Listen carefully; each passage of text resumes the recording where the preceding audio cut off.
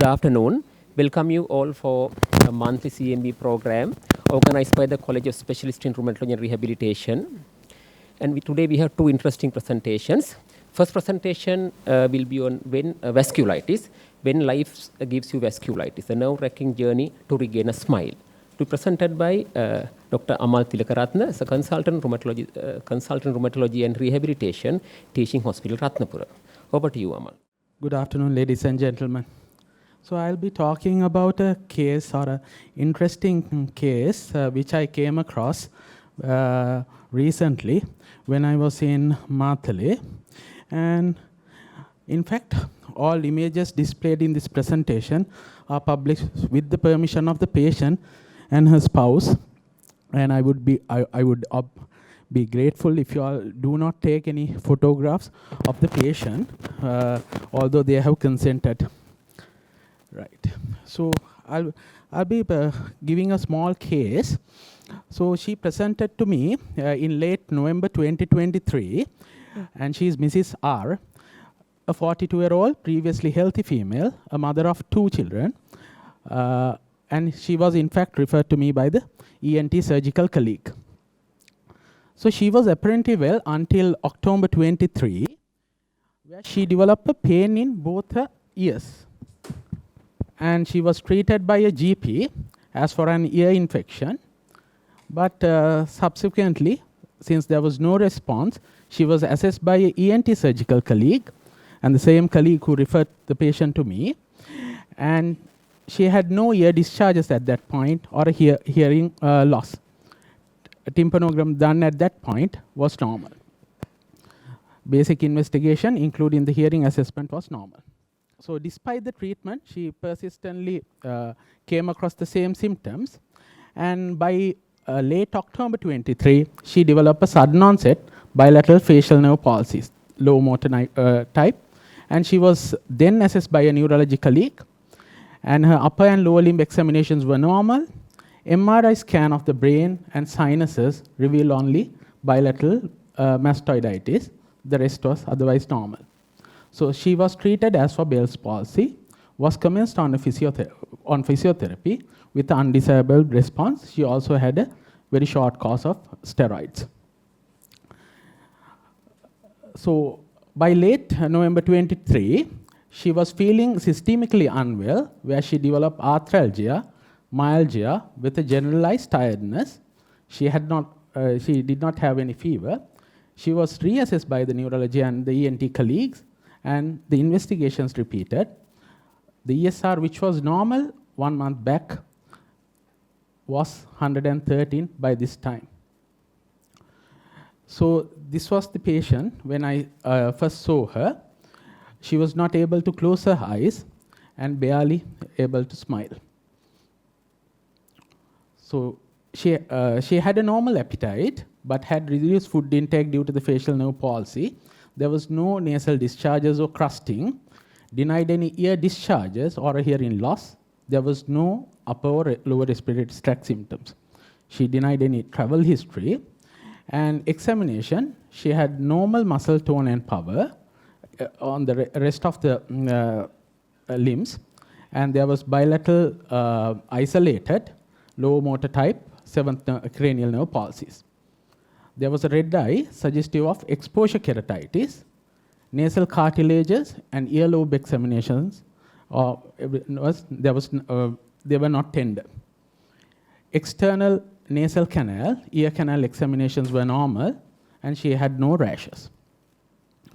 So the investigation full profile, ESR 113, CRP 96, hemoglobin 12.8 with a marginally raised WBC count with a neutrophil count percentage of 80%. The platelet count was 242,000. Creat was normal. UFR had 5 to 10 red cells, and the repeat UFR was normal.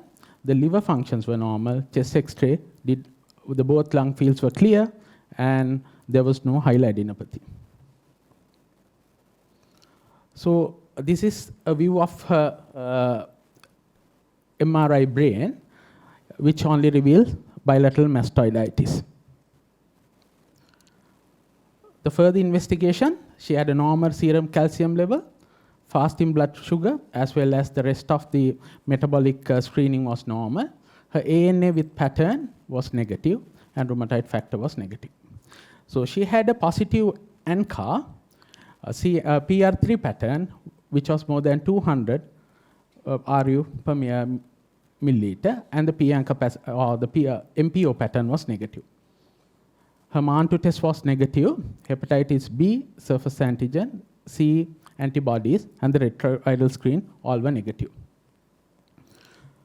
So, in summary, we had a patient here who presented with bilateral low motor type cranial nerve, seventh cranial nerve palsies with systemic symptoms, and MRI scan revealed bilateral mastoiditis and a positive PR3 antibodies.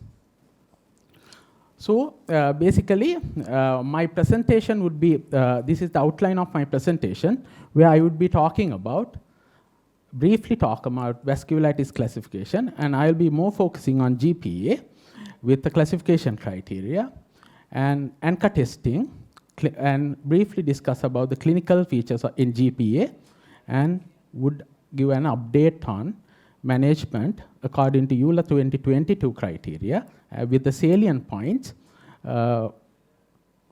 particularly focusing on GPA vasculitis. So this is a diagram depicting the vasculitis classifications according to the types of vessels involved. Usual distribution of vessel involvement by large vessel, medium vessel, and small vessel. All three major categories of vasculitis can affect any size of artery, although generally the large vessel vasculitis most often affects large arteries. The medial vessel predominantly affects the medial arteries, but small arteries too may be affected. Then, when it comes to small vessel vasculitis, they predominantly affects the venules and capillaries, and the immune complex ones, which can affect a wide sort of immune complex small vessel vasculitis rarely affects the arteries. But ANCA-associated vasculitis are not only limited to small vessels, they can also affect the medial vessel vasculitis, so medial vessels. So the clinical features depend on the vessel involved. Here, in this patient, we saw a mononeuritis multiplex as a result of epineural artery involvement leading to mononeuritis multiplex, which is a medial vessel artery. So ANCA-associated vasculitis, there are three types. GPA, or the granulomatosis polyangiitis. The second type being the microscopic polyangiitis. The third type being the eosinophilic granulomatosis with polyangiitis. Incidence-wise, it's not a common disease. In GPA, ANCA positivity is seen in 50 to 90%. In NPA, around 90%. And in eGPA, only 40% would be ANCA positive. The predominant type being PR3 in GPA, and MPA and eGPA, it's been MPO type. There's a genetic association when it comes to ANCA-associated vasculitis.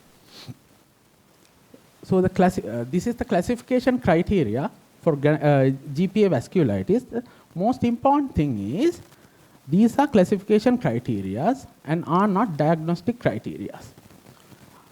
So when applying a classification criteria, what you need to make is, you may need to make a clinical diagnosis of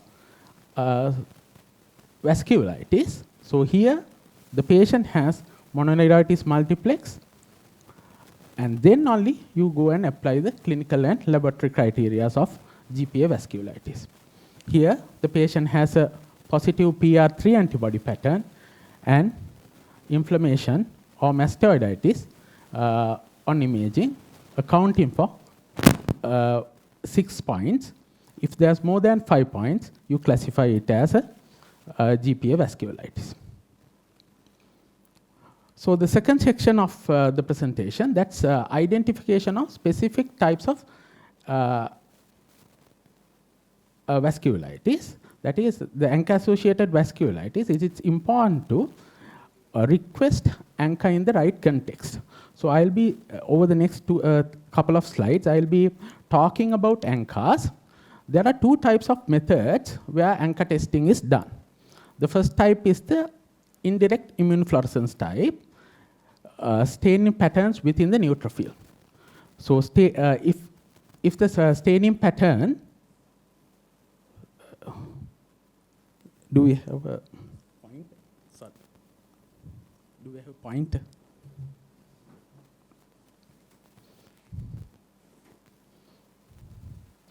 Never mind. Staining pattern throughout the neutrophil cytoplasm, that is called a C-ANCA pattern, and a staining pattern around the cell nucleus, we call it the perinuclear pattern.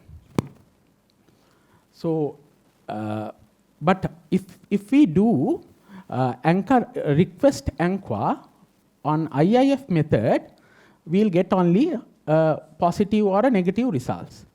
But ELISA technique, where we would request PR3 or MPO, would give the patterns with ANCA titers. So now historically, the tendency was to request for immunofluorescence with IIF pattern, and then to request for PR3 and ANCA if IIF becomes positive.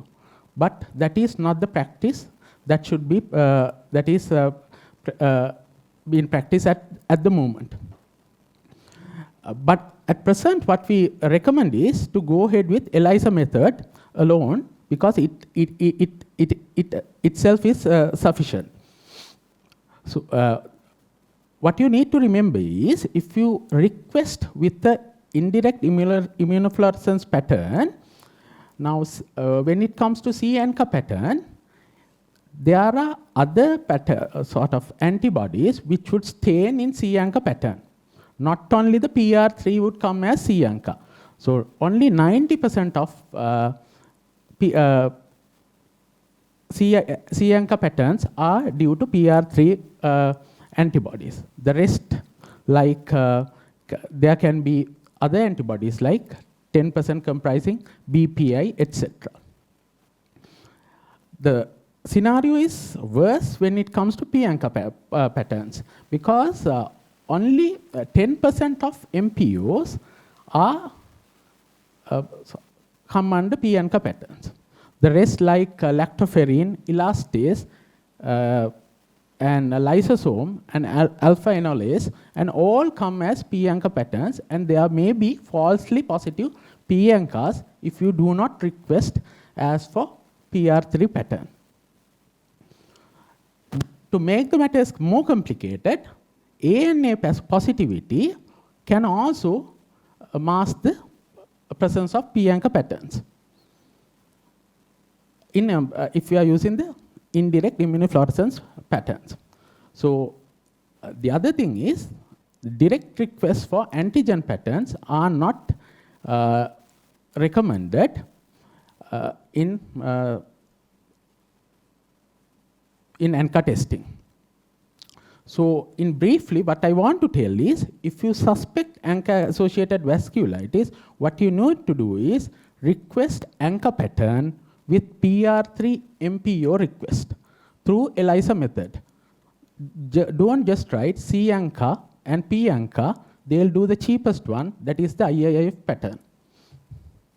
So you will be ending up repeating the ELISAs or ANCAs with the ELISA method. So this is what I talk about. There's something called gating strategy. That is, you include the patients who rather needs ANCA testing. If you suspect ANCA-associated vasculitis, request for PR3 and ANCA MPO with ELISA pattern. Then if, let's say, ANCA is negative, but still you suspect ANCA-associated vasculitis, then as a second line, you can request ANCA through indirect immunofluorescence pattern. That is, request for PR3 MPO, and if you still suspect ANCA-associated vasculitis, then ask for C-ANCA or P-ANCA. That is the current recommendation. So then, to whom should we request ANCAs? The ANCA testing should be requested for patients with the following clinical indications. Glomerular nephritis, especially with RPAGN, then pulmonary hemorrhages, especially pulmonary renal syndrome, and if there's cutaneous vasculitis with systemic symptoms, multiple lung nodules, if a patient has chronic destructive disease with upper airway disease, long-standing sinusitis or otitis media, subglottic tracheal stenosis, mononeuritis multiplex, retroorbital masses, or scleritis. Those are indications for ANCA testing.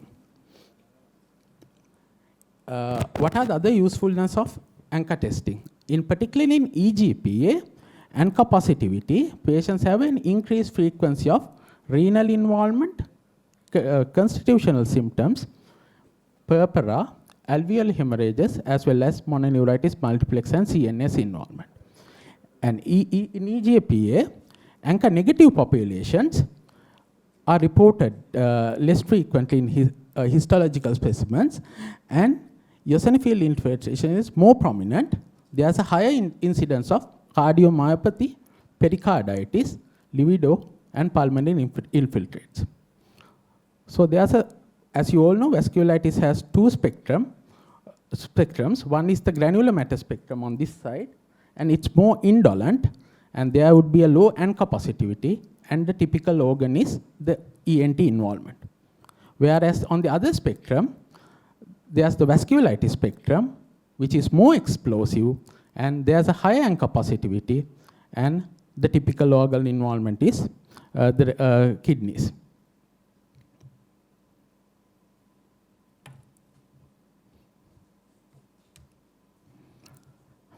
The more importantly, ANCA specificity also predicts the response to induction therapies. What I mean is, rituximab is more effective than cyclophosphamide in a patient with PR3 positive ANCA-associated vasculitis. Both treatments are similarly effective in MPO ANCA-associated vasculitis. So if you have a specific pattern with the ELISA, that itself is useful to decide on the treatment pattern. Then ANCA specificity also predicts the different long-term prognosis.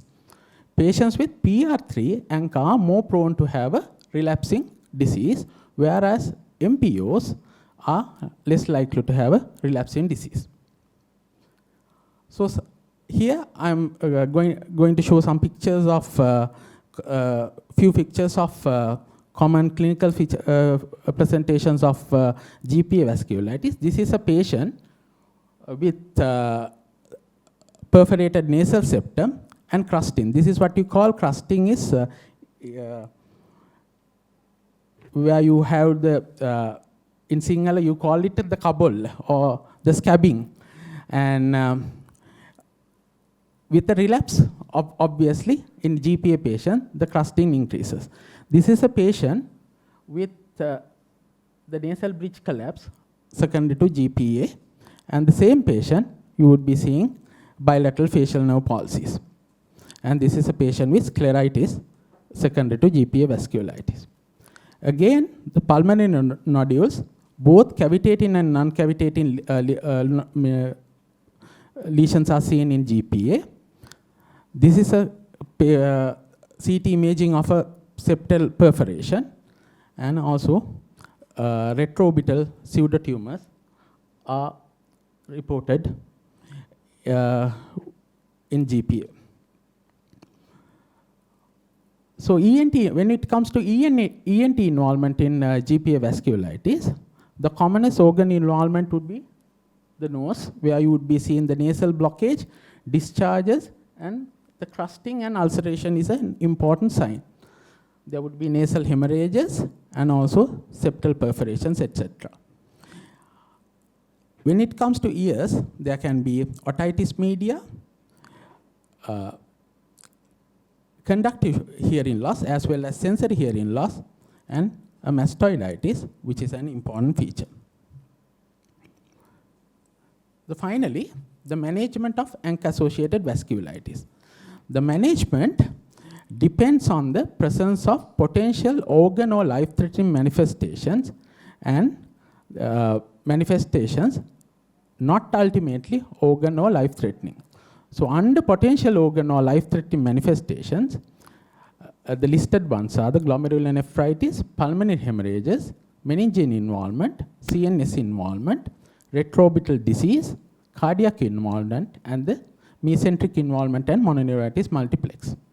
Nasal paranasal diseases without bone involvement or erosions or cartilage collapse or olfactory dysfunction or deafness, skin involvement without ulceration, myositis, non-cavitating pulmonary nodules, and episcleritis are considered as non-organ or life-threatening manifestations. So why this is important is all your recommendation pathways are based on this. So once you diagnose a patient with a GPA or MPA, if there's active disease, an organ and life-threatening manifestation, you would be going ahead with induction treatment. For them, the induction treatment consists of, for both the new onset or relapsing disease, cyclophosphamide and rituximab. Rituximab is preferred in relapsing disease as well as PR3 positive disease. Dose of rituximab is generally 375 milligrams per body surface area. Generally in an adult, 500 milligram. Every weekly, 4 doses is given as the induction therapy. For cyclophosphamide, in GPA or MPA vasculitis, you need to give a higher dose. Now, generally in a patient, the cyclophosphamide dose would be about 15 milligram per kg.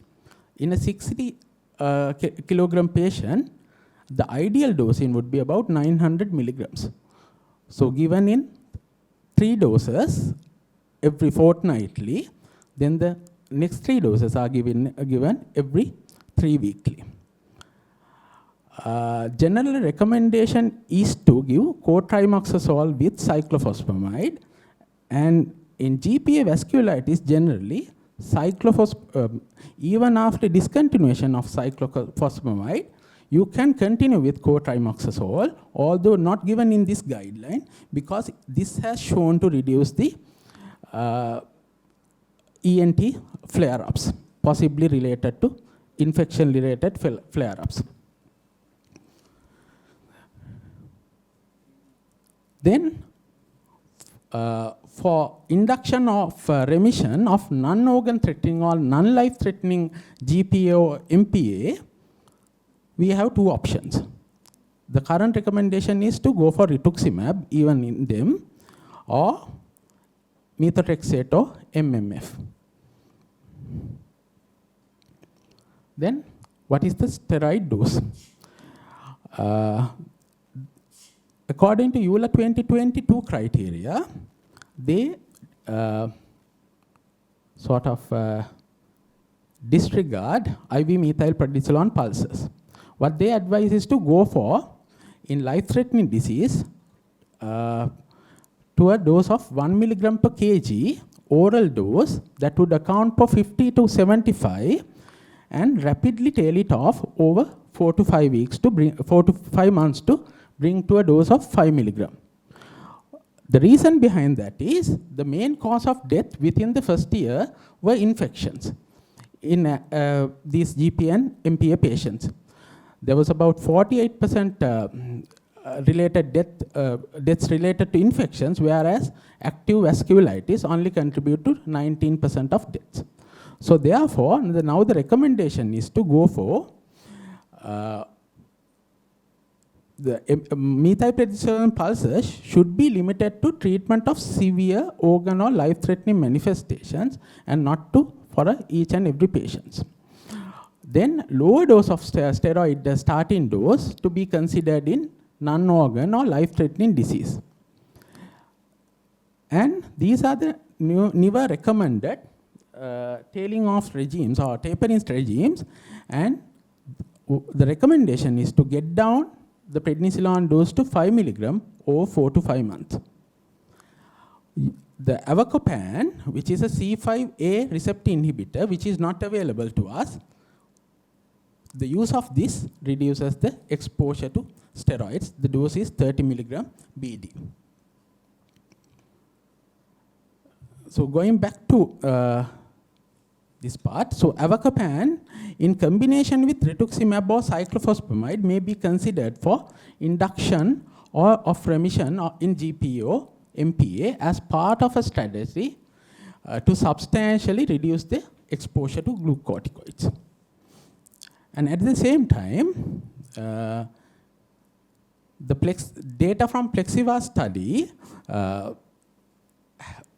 what the recommendations are, not to consider plasma exchange to each and every life-threatening GPA. So there is a criteria for to consider plasma exchange.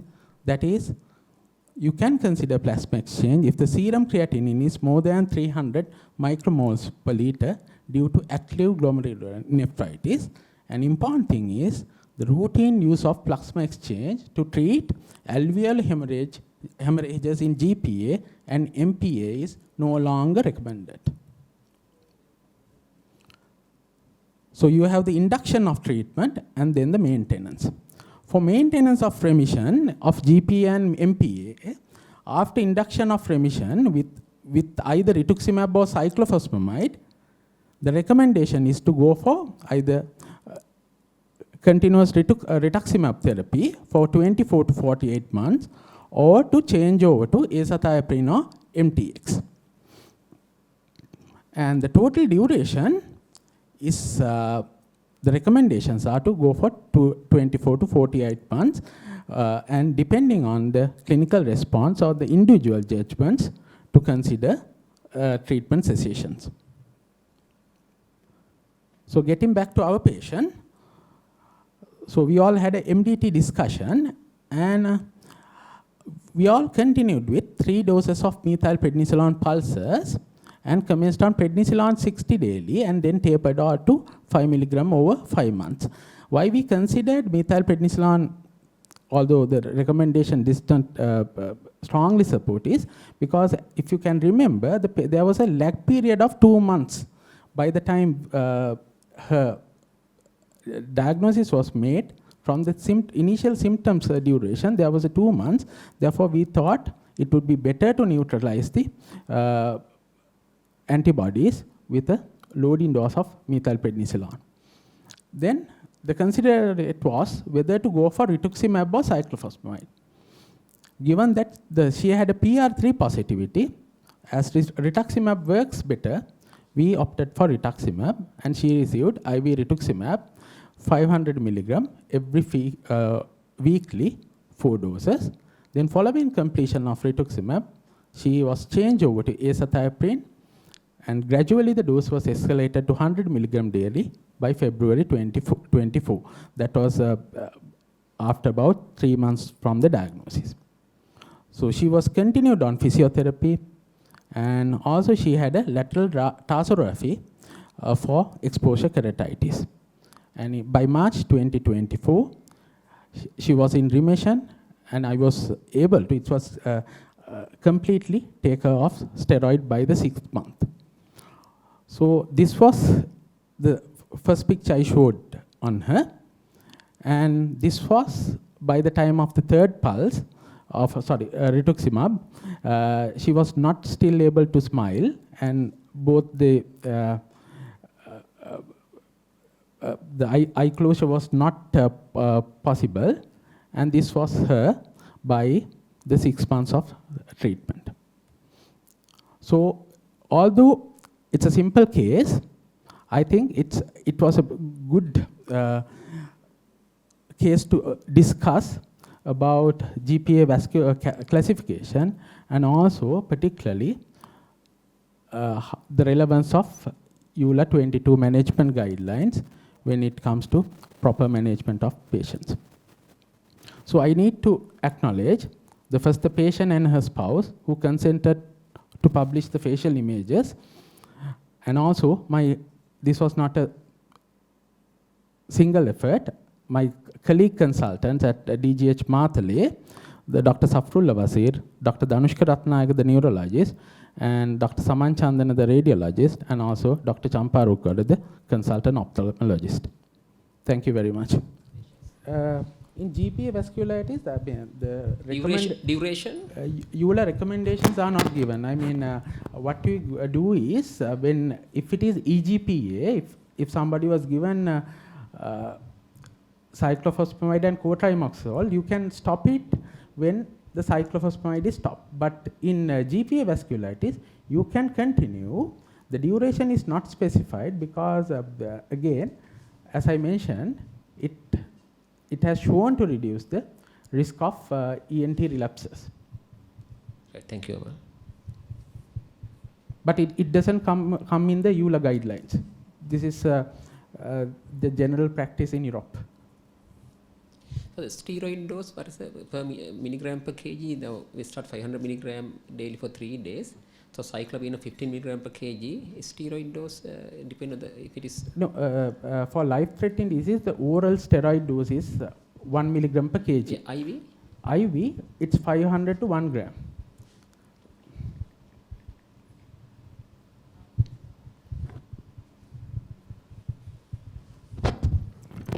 Thank you, Amal, for a very informative and interesting presentation on the vasculitis, and you update upon the most recent guidelines and how to start steroids and how to tail off steroids.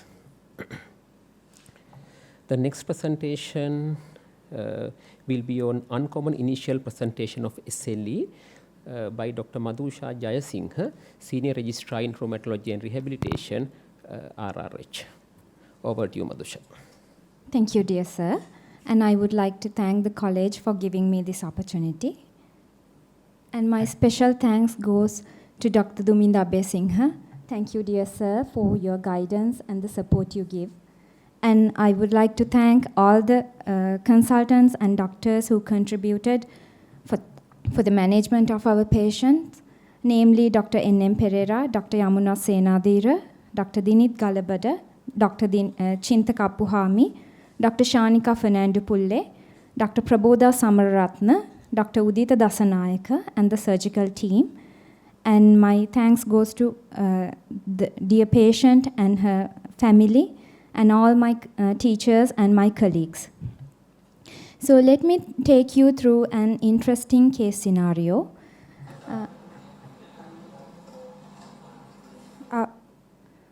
Our patient, Mrs. X, 46 years old female, who is a developmental officer from Minuwangoda, mother of 2 children with well-controlled hypertension and dyslipidemia for 1 year duration, presented with diarrhea for 3 weeks duration, abdominal pain for 1 week duration, with associated purpuric rash for 2 days, and fever for 1 day duration. The diarrhea started with watery diarrhea, scanty amounts, 2 to 3 episodes per day, and it was non-bloody. It was progressive and worsened over 4 days duration to more than 6 episodes per day, and it was associated with non-bilious vomiting for 4 days duration. She also had abdominal distension 1 day prior to the admission. The abdominal pain was described as diffuse abdominal pain, and worse tenderness was felt at the periumbilical region.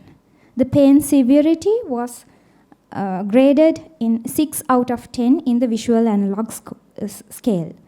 Pain was lasting for 3 to 4 hours per day and precipitated by meals. In the last 2 days, she had a purpuric rash, initially involved in the lower limbs, in the ankle region and legs and thighs. And then the consecutive day, she had upper limb involvement in the arm and forearm extensor surfaces. There was no mucosal involvement, and she also had a continuous fever for 1 day duration. So with these symptoms, our patient admitted to the local hospital. She did have loss of appetite and loss of weight, although she can't recall the exact values. Anyhow, she did not have any other CTD features such as joint pain or neither Raynaud's phenomenon or Zika symptoms. And there was no symptoms to suggest any renal output such as prothurine, hematuria, or focal neurological signs or migraine to suggest any CNS involvement. There is no history of arteriovenous thromboembolism. She did not have any personal or contact history of tuberculosis, neither any previous blood transfusions or tattooing or high-risk sexual behaviors. Past medical history is significant for hypertension and dyslipidemia, detected 1 year back, which was well controlled without any emergencies or target organ damage, and her obstetric history is significant for one pregnancy ended up with stillbirth due to a cord round the neck and T1 miscarriage at period of amenorrhea of 10 weeks duration. The other 2 pregnancies were uncomplicated and had normal delivery at the term. Past surgical history and the allergy history is not significant. These are the examination findings on admission. Her BMI was 25.2 and she's afebrile, not pale. She had a non-blanching, palpable purpuric rash involving the extensor surfaces of the upper limb and lower limb. She's anecteric, no lymphadenopathy. An abdominal examination, there is a gaseous distended abdomen with generalized abdominal tenderness, and she also had sluggish bowel sounds. However, there is no organomegaly, no free fluids, and the hernial orifices being normal.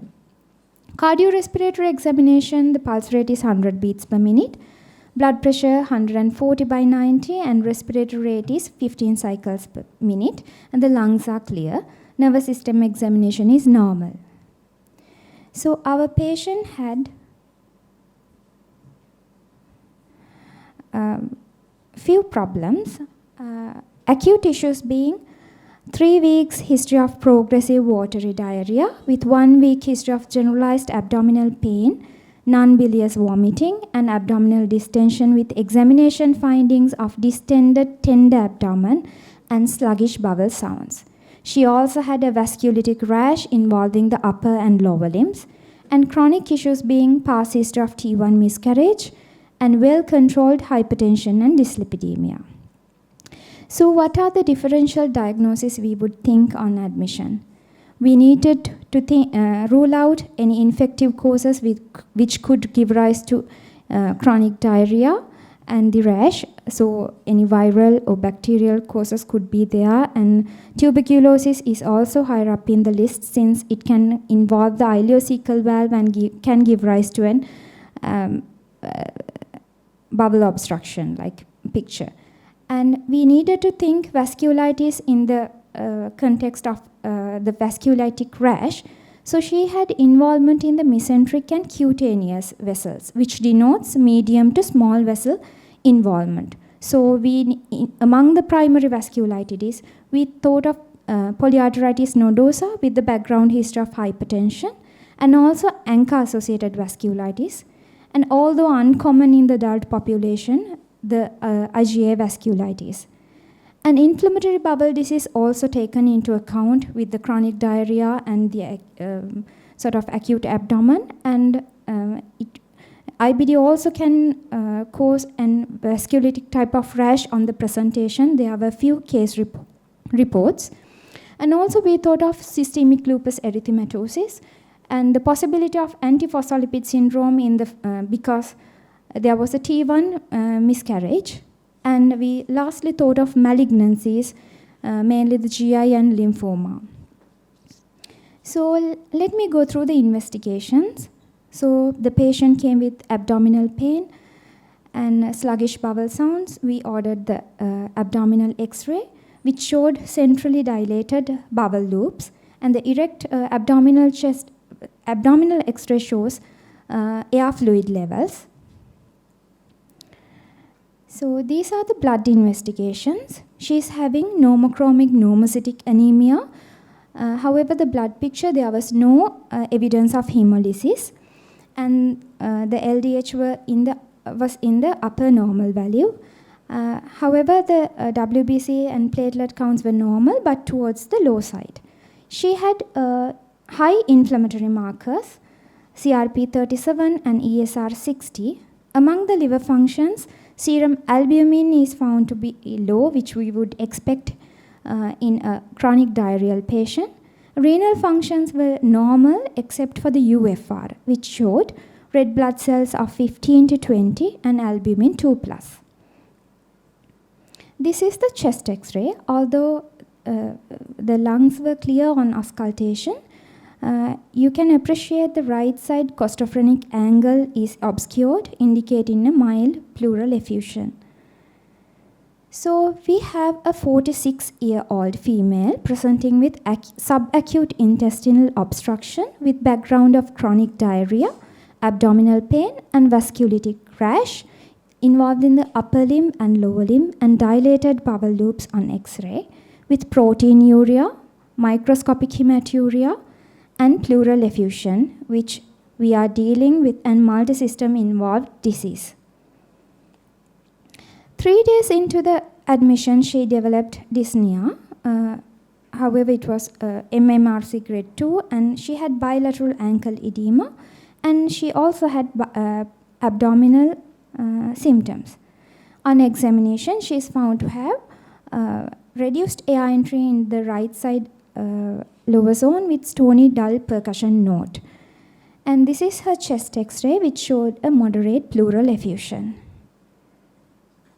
And these are the abdominal X-rays, which indicate multiple air fluid levels. So differential diagnosis, obviously we are dealing with a multisystem involved disease involving GI, cutaneous, lung, renal, and possible hematological involvement. So we needed to think of autoimmune diseases in higher up in the list, systemic lupus erythematosus, and small to medium vessel vasculitis is still a possibility, ANCA-associated vasculitis, and antiphospholipid syndrome could also be taken into account, mainly the possibility of the catastrophic APLS we needed to think out, but the patient was not that ill. So, and also tuberculosis and malignancies also we needed to rule out. This is the ultrasound scan abdominal findings, which showed fluid-filled, mildly dilated small bowel loops in the central abdomen with mild amount of free fluid in the abdomen and pelvis, which showed, which indicative of a bowel ischemia. So she underwent contrast-enhanced CT abdomen and pelvis, which showed circumferential wall thickening of the mid-small bowel with proximal dilatation, and the impression could be due to the bowel ischemia. This was multifocal, and she also had rectal and pyloric thickening as well. She also had ascites, and liver there was some hypodense focal lesions. This is her CT imaging.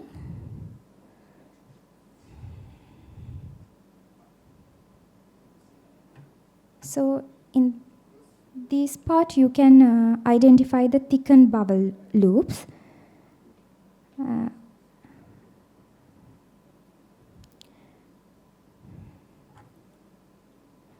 And here you can appreciate the thickened bowel loops.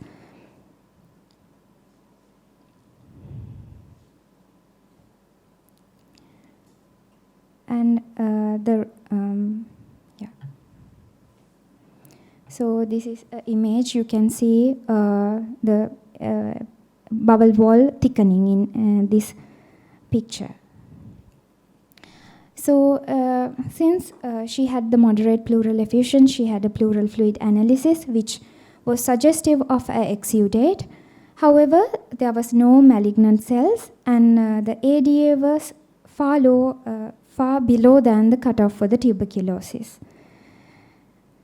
And her urine dysmorphic cells were negative, urine protein to creatinine ratio and urine albumin to creatinine ratio were severely increased.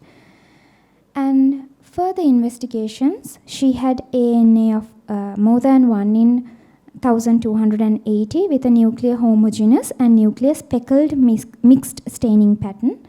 And there was complements were low, anti-dsDNA antibody was positive, MPO and PR3 antibody is negative, antiphospholipid screening is negative. ENA profile showed RNP antibody, anti-Smith antibody positive, and anti-Rho 52 antibody is strongly positive.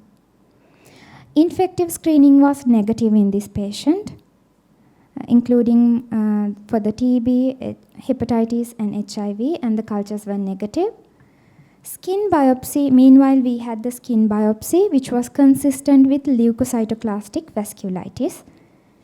Since she had renal involvement, after the nephrology opinion, she underwent a renal biopsy, which showed lupus nephritis. However, due to the scanty amount of viable tissue, the differentiation of class 3 to class 4 was difficult. But in the immunofluorescence, she had C1q 2+ and C3 2+. However, there were no crescents seen. So, our patient, we came to the diagnosis of SLE. This patient is having SLE causing mesenteric and cutaneous vasculitis and lupus nephritis and serositis. 2019 EULAR classification criteria, she had 31 points and SLEDAI being 22, indicative of a severe flare. Regarding the management of this patient, this is the timeline of the sequences. So initially day 0, she presented with the bowel obstructive features, and after safely excluding structural abnormalities in the gut by the contrast imaging, we went ahead with IV methylprednisolone 1 gram daily, 3 consecutive pulses. Meanwhile, she underwent, so due to the IV methylprednisolone pulsation, she had a marked response in the GI system. She also underwent therapeutic pleural tap, and later on, methylprednisolone was converted to oral prednisolone. Meanwhile, we had the supportive detailed investigations. Then we started on hydroxychloroquine, and since there was a renal involvement, we started on oral mycophenolate mofetil 0.5 gram BD. And in the course of the patient, she had, although the serum creatinine was normal on the presentation, she had rising creatinine with 1.8 milligrams per deciliter, which we took the nephrology opinion, where she underwent an ultrasound scan guided renal biopsy. 5 days into the procedure, she developed fever, AKI, and sepsis with culture positive, coliform positive in the blood culture, and procalcitonin was 20. Ultrasound scan imaging showed perinephric collection, so she was treated for the possibility of infected hematoma. Following the renal biopsy. She was treated with IV antibiotics, and when she came out of from the acute infective episode, considering the overall image, we gave her IV rituximab, and she is currently having normal inflammatory markers, and her renal functions has come down to normal limits, and UFR being normal, and urine protein to creatinine ratio has substantially got down to a subnephrotic range. So here I would like to discuss and take your attention mainly to the lupus mesenteric vasculitis. Beforehand, I would briefly discuss what are the gastrointestinal manifestations of SLE. Dysphagia is the most common complaint by the SLE patients with regard to the GI system, but they can have esophageal motility disorders, peptic ulcer disease, which is contributed by the drug side effects, and also they can have the gut involvement in the form of intestinal pseudo-obstruction, where the pathophysiology mechanisms are hypothesized due to the infiltration of the small muscles, giving rise to a pseudo-obstruction. And also patients are found to have hydronephrosis with this condition. They also can have protein-losing enteropathy. And lupus patients, they can have autoimmune hepatitis or lupus hepatitis, which is difficult to differentiate clinically, where autoantibody profile is helpful. And also they can have with acute pancreatitis. And vessel involvement give rise to the mesenteric vasculitis and ischemia. They can also have peritonitis and ascites. So lupus mesenteric vasculitis, it usually occurs in patients with high SLE-DI indices. Symptoms can vary from mild non-specific bloating or loose stools to much more severe picture with extensive GI bleeding or mimicking acute surgical abdomen. The abdominal pain described by the mesenteric vasculitis patient is due to the ischemia. It is generally described as generalized abdominal pain. Lupus mesenteric vasculitis giving rise to ischemia can lead to perforation and hemorrhage, which carries a very high mortality, more than 50%. What about the prevalence of lupus mesenteric vasculitis? It is thought to be higher than the expected.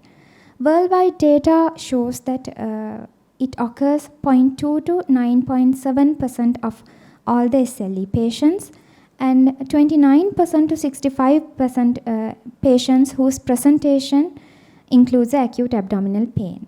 Therefore, it is advised to take lupus mesenteric vasculitis in the differential diagnosis of patients with active SLE who complain of the acute abdominal pain. Regarding the diagnosis, histological confirmation of the lupus mesenteric vasculitis by histology is very cumbersome, and it can cause negative results as well. In this context, abdominal CT is a very useful tool for the early and accurate diagnosis of lupus mesenteric vasculitis. It can identify structural lesions, identify vasculitis, and can also differentiate it from the thromboembolic disease. There are few CT findings that are diagnostic of lupus mesenteric vasculitis. One of them is bubble wall thickening. The thickness of a normal healthy bubble wall visualized by CT is said to be less than 3 millimeters, and 4 to 5 millimeters thickness is taken as mildly thickened, 6 to 7 millimeters taken as moderately thickened, and more than 8 millimeters is said to be markedly thickened. Our patient had 9 millimeters thickening in the bowel wall in the CT images, which is a significant finding. They also can have target lesions which due to the abnormal bowel enhancement and bowel edema, and dilatation of the intestinal segments, engorgement of mesenteric vessels, and increased attenuation of mesenteric fat. So these CT images, the picture B shows you a sagittal section of CT abdomen where there is mesenteric vessels engorgement giving rise to the comb sign.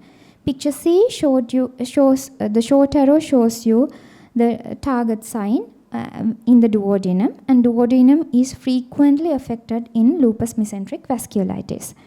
Picture D shows you the short arrow's target signs and the long arrow comb sign, and asterisk denotes the ascites. And E shows that target signs in the colon, and F shows the target rectal involvement with target sign. So let me briefly go into the pathophysiology. Vasculopathy, what we see in SLE, can be categorized broadly into two arms, inflammatory and thrombotic. Inflammatory arm, there is classic leukocytoclastic vasculitis secondary to the immune complex deposition in vessels. And the thrombotic form, there is thrombosis of vessels secondary to the non-inflammatory vasculopathy, which is associated with the circulating antiphospholipids. So these two types of microvasculopathy cannot be differentiated clearly in the clinical setting of lupus mesenteric vasculitis. However, these two processes can activate each other reciprocally and can give rise to worsening cascades of vasculitis and thrombosis. So in the inflammatory form and in the lupus mesenteric vasculitis, it comprises immune complex deposition and complement activation with subsequent mucosal edema and leukocytoclastic vasculitis and thrombus formation. So in this diagram, you can see when the cryptic antigens are exposed, when endothelial cells are disrupted, as occurs in vasculitis, these antigens stimulate anti-endothelial cell antibody production, and it is found to be a mechanism found in the vasculitis, nephritis, and neuropsychiatric manifestations in SLE patients. So the complement activation also results in submucosal edema, which causes the vascular damage, which lead to the leukocytoclastic vasculitis and the thrombus formation. So if this process is not stopped, it can lead to serious complications such as hemorrhage, infarction, and perforation. So in SLE, mesenteric ischemia usually involves the small vessels, and the changes caused by the bowel ischemia can differ according to the sensitivity of the blood vessels in 4 different layers of the bowel wall. Blood vessels in the mucosa is found to be more sensitive for ischemia, followed by the muscular layer, submucosa, and lastly the serosa. So the clinical features of bowel ischemia can be explained by the degree of involvement of each of these layers in lupus mesenteric vasculitis. So the mucosal involvement, it can give rise to ulceration, hemorrhage, diarrhea, and muscular involvement give rise to the pseudo-obstruction, dilatation, fluid accumulation, and submucosal edema can occur, and in serosal involvement give rise to the serositis and ascites. So macroscopically, the appearance of lupus mesenteric vasculitis varies from segmental edema to discrete ulceration, gangrene, and perforation. So in management, accurate diagnosis is very much important to ensure the implementation of adequate immunosuppressive therapy and to avoid the unnecessary surgical interventions. Early diagnosis and immediate interventions can avoid potentially fatal complications such as GI hemorrhage and infarctions and perforations. So rapid involvement is seen following high dose glucocorticoid administration, and in patients with recurrent disease or that do not respond to the IV prednisolone alone, IV cyclophosphamide or rituximab is advised. And relapse rate is reported high if the bowel wall thickness is more than 9 millimeters, or if we have only managed with IV prednisolone, IV methylprednisolone alone. We can also give azathioprine MMF belimumab as well. So regarding the prognosis, worldwide studies shows difference in the different ethnic groups. In Asian studies, it reports excellent prognosis with no deaths and only managed with IV glucocorticoids. And European and American studies found to have poor prognosis with some fatalities, which indicate the ethnic variation among globally. However, most patients with lupus mesenteric vasculitis, including the recurrence, respond well to the high-dose steroid therapy. So with that, I would like to just mention these vasculitis also can has mesenteric involvement apart from lupus. Almost all large vessel vasculitis, these medium vessel vasculitis, small vessel vasculitis, and variable vessel vasculitis are documented in the literature. So I would like to summarize the presentation, giving you a few key points. Lupus mesenteric vasculitis can result life-threatening complications, including the bowel infarction and perforation. And lupus mesenteric vasculitis should be included in the differential diagnosis for patients with active SLE who complain of acute abdominal pain. Abdominal CT is the most useful tool for the early and accurate diagnosis of this condition.